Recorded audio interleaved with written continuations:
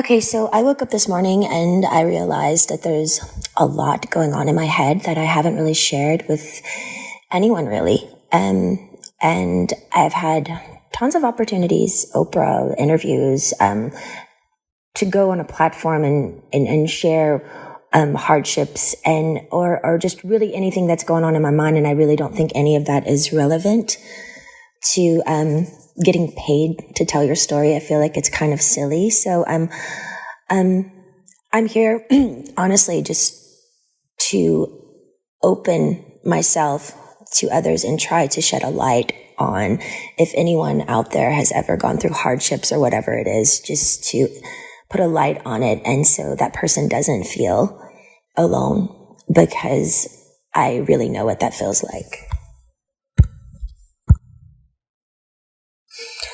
I haven't honestly shared this openly too as well, because I've always been scared of the judgment and definitely the embarrassment of the whole thing, period, and the skepticism and the cynical people of what and their opinions of what people would actually think. I do think I'm in a place now where I'm a little bit more confident that I can be willing to share openly my thoughts and what I've been through, because I haven't really had that outlet to share completely openly for so long, just scared of judgments, thoughts of other people and what they think or what they may say.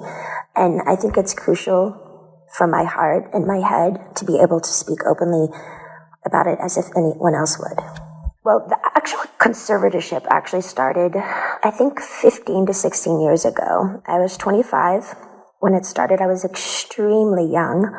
I remember a lot of my friends texting me and calling me, and we were extremely close, and they wanted to see me, but by what had happened, I honestly still to this day don't know what really I did, but the punishment of my father, I wasn't able to, see anyone or like anything. And you have to imagine none of it made sense to me. I literally spoke in a British accent to a doctor to prescribe my medication, and 3 days later, there was a swap team in my home, 3 helicopters, and I remember my mom's best friend and my 2 girlfriends. We had a sleepover the night before.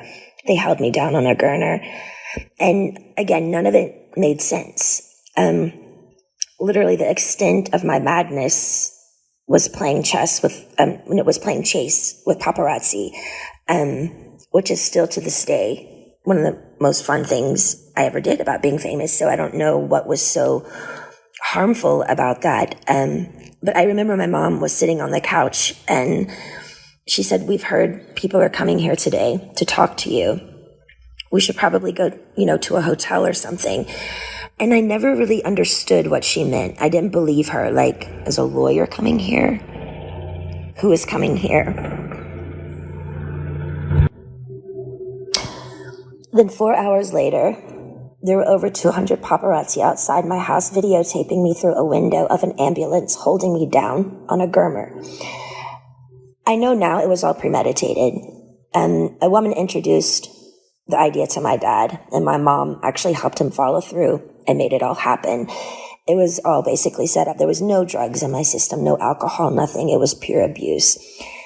And I haven't even really shared even half of it. I think the main thing I do remember when it started was my dad's control. He loved to control everything I did. I remember the first day he said, "I'm Britney Spears and I'm calling the shots." And I'm like, alrighty then. My brother was a football player. My dad was really, really hard on him when he was younger, really abusive. And I think when my mom gave him the idea for the conservatorship and his friend, I think he just really regrouped it and made such a really, really overhauling big deal out of it. And it was just really too much. I remember him always being in the office, and my girlfriend was his assistant, and they would just stay in there all day with the door shut, and I was never ever able to leave or go anywhere. My first job after the 2 weeks of being hospitalized and completely traumatized out of my mind, I did a TV show called How I Met Your Mother, and then I started working on an album called Circus. and started working away right away. All I do remember is I had to do what I was told. I was told I was fat every day. I had to go to the gym. I had to just, and I never remember feeling so demoralized and just, they made me feel like nothing. And I went along with it because I was scared. I was scared and fearful. I didn't even really do anything. And I had like a swap team and how, like, none of it made sense to me. So since that day, I did probably 4.5 tours. I did an album circus, Femme Fatale, Britney, Jean, and Glory. And then I started doing a Vegas show in Las Vegas. And I did that for 4.5 years. I do remember working, and I got to a point where, you know, because my pride in my 30s, I have to live under my father's rules. And, you know, the dancers are playing and drinking and having fun at nights in Vegas, and I couldn't do anything. And I remember just being like, my performances, I know, were horrible. Like, I even wore wigs, and all the dancers were doing all these nice, sexy head flip turns, and I had conditioner treatment in my hair and like these little caps over my head, and just during a whole show getting conditioner treatments just with wigs on because I was just like a robot. Honestly, I didn't give a fuck anymore because I couldn't go where I wanted to go. I couldn't have the nannies that I wanted to have. I couldn't have cash. And it was just demoralizing. So I was kind of like in this conspiracy thing of people claiming and like treating me like a superstar, but yet they treated me like nothing. Well, for some reason, I started to get a spark back. I remember recording Glory, and for some reason, I think producing and making music, and I went to this little Spanish house, and I got the fire back in my eyes for some reason, and it was at the end of recording Glory, and my son named it, and things started kind of taking a turn because I started getting more confidence just for myself. And I think with confidence, people kind of like, oh, wait, what's going on now? Like, she's speaking up a little bit more, but it might not be particularly a good thing if I'd been quiet for 15 years. I think with confidence comes enlightenment, which makes you think better. And that's the last thing they wanted me to do, is to actually be better, because then who would be in control then? But it was really tricky because I had to just play this role that everything was okay all the time. And I had to go along with it because I knew they could hurt me. So I'm sitting here like my friends all drinking alcohol and having fun in these parties and had no cash. I literally felt like a nun. My girlfriends from home came to visit me in a spa, and I couldn't even walk into the spa, and they had their feet doing pedicures in the water, and the 3 ices of bottles of champagnes before my show just sitting there. And I wasn't even acknowledged by them, my own hometown friends, when they would come to Vegas. And it was just, it was demoralizing, I will say. You also have to understand it's like, 15 years of touring and doing shows, and I'm 30 years old under my dad's rules. And all of this is going on, and my mom's witnessing this, and my brother is witnessing, and my friends are witnessing it, and they all go along with it. And I'm like, how am I the one working here and doing all this, but I don't get the side things that, the good stuff, I want to be able to play. I want to be able to have fun. Like, none of it made sense to me. Well, the last show in Vegas ended 2017. I went on tour, which of tour I was forced to do, but I was supposed to do a new show. So the new show came along. I rehearsed, I think, maybe 4 days ago. I don't really remember, but I went to one of the rehearsals and I said no to a dance move. I was like, no, can we do that? I don't want to do this. And then I just remember everything got really weird and quiet, and all the directors and producers went in the back room and just spoke. And that was it. And I was like, well, I don't know what's going on. So we all just kind of like, what happened? And then the next day, I was told that I had to be sent away to a facility, and that I was supposed to say on my Instagram the reason why is because my dad is sick and I need treatment, which was, I I didn't want to ever go there. I remember my dad calling me on the phone and I was crying and I was like, why are you guys doing this? Like, what? And I just remember him saying, you have to listen to the doctors. The doctors are going to tell you what to do. I can't help you now. And I remember his last words were, now, you don't have to go, but if you don't go, we're going to go to court and there'll be a big trial and you're going to lose. I have way more people on my side than you. You don't even have a lawyer, so don't even think about it. So I did it. I went to the place. I was scared out of my mind. And none of it, again, made any sense of what they were doing to me. And again, I haven't wanted to share this because it's unbelievably offensive, sad, abusive. And honestly, would anybody believe me? I remember the main thing of when I was in that place that my heart felt like it was frozen, like it was stuck inside and I wanted to scream and I wanted to get out.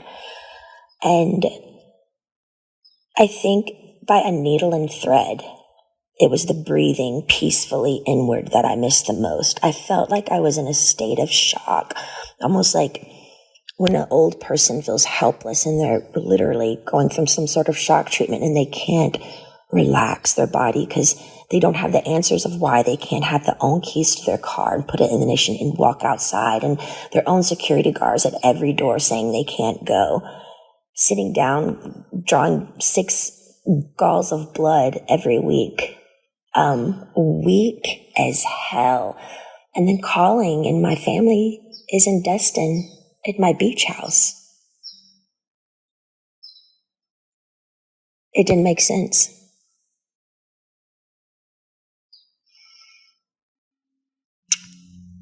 The main thing I to this day, I kind of stopped believing in God at that time because I didn't know how they could have 40 people leave my house a day and me work from 8 to 6 at night. Be seen changed every time I changed in the shower. No privacy, no door, nothing. How did they get away with it? And what the fuck did I do to deserve that? I couldn't even smoke cigarettes. People on death row can smoke cigarettes. I missed my AA meetings, although I was kind of forced to go to AA, and I'm not even alcoholic. I actually enjoyed it because I thought the people were brilliant. They shared their stories just to share their story, and in a circle of women and men who just are trying to be better people and trying to touch other people. I missed my AA meetings. I couldn't go in. I couldn't have the keys to my car, no cash, no cigarettes, no door for privacy. It changed me, watched me change naked every day. I did work 7 days a week. No weekends were off. They monitored what I ate. From 8 to 6, I work. Sometimes at 9 o'clock, I'd be able to watch a movie. Finally, the owner of the whole facility that I was always texting to try to be able to go somewhere, just get out of the house, that place somehow, he had to let me go because the Free Britney campaign came out. With all the pink t-shirts. I saw it on a lot of the morning shows, and people by word of mouth, and I think just by my fans knowing by heart that something was up. I remember one of the guys were on an interview on the street, and he said, you know what, I could be totally wrong, and if I'm wrong, I'll be really, really embarrassed, and I'll just go have a drink somewhere. He said, but I do feel like they're doing something to her right now, and I'm not surely what it is, but that's what my heart says. But the whole thing that made it really confusing for me is these people are on the street fighting for me, but my sister and my mother aren't doing anything. To me, it was like they secretly, honestly liked me being the bad one, like I was messed up, and they kind of just liked it that way. Otherwise, why weren't they outside my doorstep saying, baby girl, get in the car, let's go? I think that's the main thing that hurt me. I couldn't process how my family went along with it for so long. And I mean, almost half a year, you know? And their only response was, we didn't know. I'm like, I'm on the phone telling you right now, I'm here, please. Eventually, by the grace of God and praying on my knees, I left the place. But I was still scared. I was really, really scared. And from then on, I had support. I needed a lot of support. And I found two really, really great people that would come to my house weekly and just help me with my mind, because I didn't understand all the therapy that I had to do there. But why have therapy when it's forced and in like a militant, almost prison-like way that like is where you're not even all there? None of it made sense. Well, I think my strength grew because I didn't reach out to my dad anymore. They were playing the game of ball and twist of, she's going to come running back to us because, we've scared her and we're the bosses here. But I didn't. I just stalled and I stalled and I stalled and I stalled. And finally, I think they just knew I wasn't going back. And I finally got a lawyer. A wonderful friend finally got me a lawyer. And he really helped me through it. To me, the thing was, I think the trauma of all of it and just the whole thing together and going down to how much effort and work and heart I put in to what I did when I did work, even down to the details of how many rhinestones are going to be in my costume. And I cared so much. And they literally killed me. They threw me away. That's what I felt like my family threw me away. I was performing for like thousands of people at night in Vegas, the rush of being a performer, the laughter, the joy, the respect. I was shaking over 40 people's hands every night before a show, training weekly, 3 training sessions a week, AA meetings, therapy sessions. My dad literally, I was a machine. I was a fucking machine. Not even human. Almost. It was insane how hard I worked. And the one time I speak up and say no in the rehearsals to a fucking dance move, they got pissed.